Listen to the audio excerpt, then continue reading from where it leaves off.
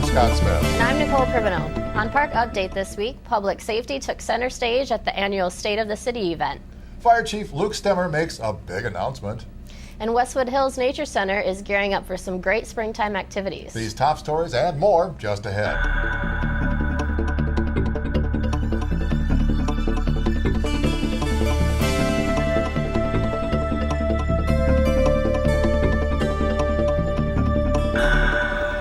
Longtime St. Louis Park Fire Chief Luke Stemmer has announced that he will retire May 31st after nearly 37 years with the St. Louis Park Fire Department. Stemmer first began his fire service career more than 4 decades ago. He joined the St. Louis Park Fire Department on August 16, 1976, and was named chief in November of 2001. Under Stemmer's leadership, the city also replaced both of its aging fire stations in 2012 with 2 state-of-the-art stations that will serve the city and the department for decades to come. Stemmer said he will be leaving the department at a time when he believes it is already recognized as a leader in modern-day fire service. The annual State of the City event was held on Thursday, March 21st. The event, which is co-sponsored by the Twin West Chamber of Commerce, featured speeches from City Manager Tom Harmoning and Mayor Jeff Jacobs. Public safety makes up over 40% of our budget, so about 40% of your property taxes goes to public safety, police and fire as an example. Very usual, that's not uncommon in cities. They'll run into a burning building. They'll jump into a frozen pond to save a kid that's fallen through the ice.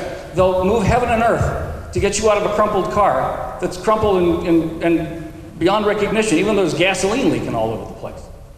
Attendees from the business community were able to spend the morning interacting with city staff and getting updates on current projects and initiatives. Various police officers and firefighters showed off the latest equipment that they're using to keep the public safe. And the day ended with a fun surprise. Harmoning, Jacobs, and Judy Johnson from the chamber raced to see who could put on fire gear the quickest and extinguish a fake fire.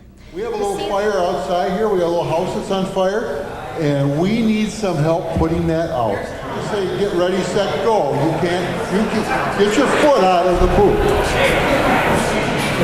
Come on. There it is, this spring, but there's 3 there. I probably won't make the passing grade. To see a full-length video from the State of the City, visit the city's YouTube page at youtube.com/SLP Cable. A St. Louis Park youngster is seeking the community's support in his battle with cancer. Adrian Murfeld, an 11-year-old who attends Park Spanish Immersion, was diagnosed with a Wilms tumor, a rare type of kidney cancer that mainly affects children, nearly 2 years ago. After months of chemotherapy, it appeared the tumor was gone, but Adrian's cancer reappeared about a year later. Now, his family is reaching out for support. You can offer yours via Facebook at facebook.com/kickcancerforadrian or on Caring Bridge at caringbridge.org/visit Adrian Murfeld. A fundraiser is also being held on April 7th at Air Max. That's a trampoline park in Eden Prairie. $25 will get you unlimited mini golf, trampolining, laser tag, and more. The event runs from 2 to 5 p.m. Want to work where you live? The City of St. Louis Park is looking for a full-time community liaison. The community liaison is responsible for building strong neighborhoods and working as liaison between citizens and city staff. The deadline to apply is April 5th. View the full job description and apply online at stlouispark.org/employment.html. Is a volunteer opportunity more what you're looking for? The city is regularly looking for volunteers to help with a number of duties. With spring here, a lot of the volunteer positions involve cleaning up parks, planting flowers, and tidying up the Minnehaha Creek shoreline. For more about volunteering in St. Louis Park, please contact the city's volunteer coordinator, Laura Ingebrigtsen, at lingebrigtsen@stlouispark.org or 952-928-2847. The City Council did not meet this week due to the beginning of Passover, so now Nicole has events for the young and young at heart on Generation.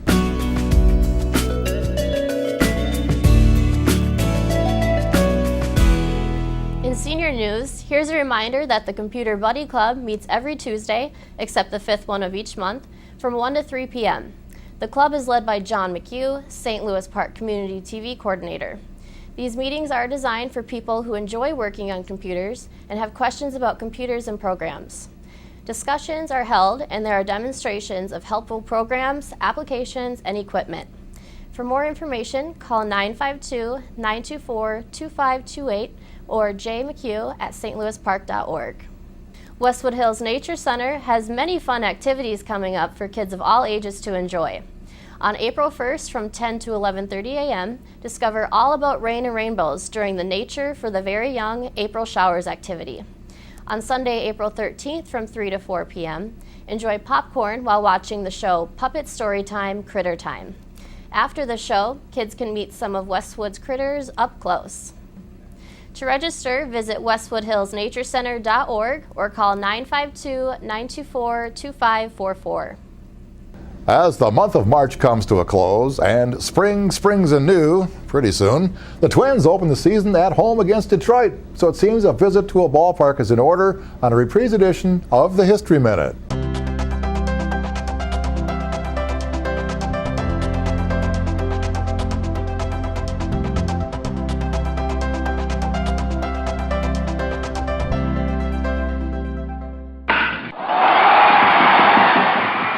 On December 14, 1948, the New York Giants baseball team announced they were building a $1.5 million stadium on the corner of what was then Wayzata Boulevard and Zarthan Avenue in the park. The stadium would initially be built for the Minneapolis Millers. The Millers team dated back to as early as 1884 and played their games at Nicollet Park until 1955. As the stadium was demolished in 1956, they moved to Met Stadium until the Twins came to town in 1961. Well, the Giants' stadium was never built. There wasn't enough room for parking. The Korean War caused a steel shortage and a moratorium on sports facilities. By the time the war ended, plans for Metropolitan Stadium in Bloomington had already begun. The property was eventually sold in 1974, and today is the site of the DoubleTree Hotel, Park Plaza East, Stall Construction, and TGI Fridays. Oh, and the name of the proposed ball field? Candlestick Park. To this day, Candlestick Pond is located at 16th Street and Park Place.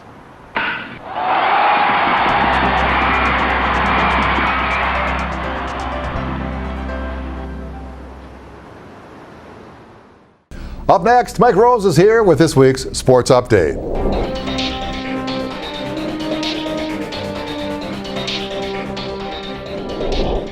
A young St. Louis Park athlete is really making waves. 10-year-old Hayden Zhang is turning into a swimming phenom, racking up plenty of medals along the way. At a state championship meet earlier this month, Hayden took home 8 gold medals and 2 silvers. In the past season, he's been ranked #1 nationally in his age group, and he's already got his sights set on competing in the 2020 Olympics, when he'll be just 17. Park TV caught up with Hayden recently at the Aquajets swim facility in Eden Prairie to see how he's had so much success so soon. Michael Phelps and Ryan Lochte, look out. Hayden Zhang is coming for you. The 10-year-old, who attends Park Spanish Immersion School, says he has plans of swimming on the world's largest stage before he's done with high school. I made a specific goal in the 2020 Olympics when I'm 17 to go to the Olympics. The youngster has already had plenty of success, winning medal after medal in his brief career. Hayden says he owes a lot of it to the coaching he receives at Aquajets, the same Eden Prairie swimming center that produced 2012 Olympian Rachel Bootsma. Well, they usually always get me into a good practice and know everything that I need to work on, and they know details about everything. He's got a very good feel for the water, and for swimming that's very important, as well as his work ethic is second to none. He's got a very strong work ethic, works hard every day. He's a strong swimmer, and he loves to race. Hayden has been racking up so many medals, 10 earlier this month, another 10 at a competition in January, that he sometimes doesn't know what to do with them all. I usually just put it in a drawer and forget about it after a while. I just keep the trophies out. Hayden's career began at age 7, inspired by some friendly sibling competition. Well, I tried to follow my sister because she's a swimmer too, and like try to get like to how fast she is and stuff. Now, the sky's the limit for this young swimming star. Hayden is just a fabulous kid. He's very goal-oriented, very focused, very much a good team player, loves relays, and is just a great leader in the pool. He just helped his whole group all succeed at this past state meet, so it was very fun. I'm Mike Rose, and that's your sports update in the park.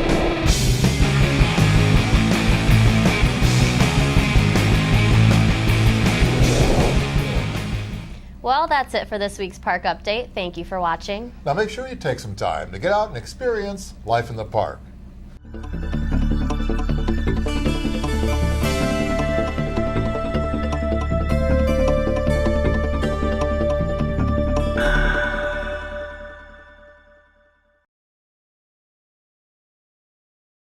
I thought a few drinks would help me overcome my shyness, but then I had trouble controlling myself. I finally realized that getting drunk seemed to leave me lonelier than ever. My best friend suggested I try going to a local meeting. The pressure at work got so intense that I turned to alcohol just to cope. I never thought that drinking would end up costing me my job. Admitting to myself that I had a problem was hard. Attending AA meetings, I found a solution and hope.